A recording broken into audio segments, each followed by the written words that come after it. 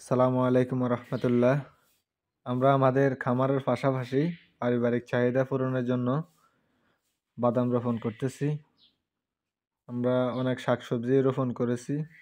প্রত্যেক সিজনে মানে শীতকালে আমরা এগুলো করে থাকি।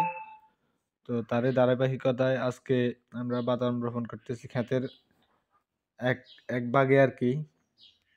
তো একটা ক্ষেতের মধ্যে অনেক ফসলই লাগাইছে, তার মধ্যে এক পাশে আমরা বাদাম লাগাইতেছি। তো আপনারা দেখতেছেন কিভাবে বাদাম রোপণ করে।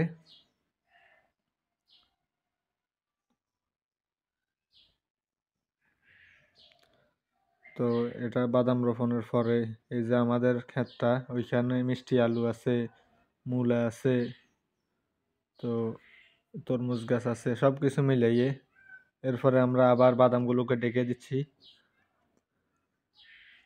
তো পারিবারিক চাহিদা পূরণের জন্য খামারের পাশাপাশি এগুলা করা। আপনারাও চাইলে ছাদে করতে পারেন অথবা বাড়ির আঙিনায় করতে পারেন। এটা তরমুজ গাছ, কয়েকটা তরমুজ গাছ আছে, এগুলা অল্প উঠছে আর কি, অনেকগুলাই রোপণ করছিল। তো এখানে আরো আরো গাছ আছে। তো আজকে এ পর্যন্ত।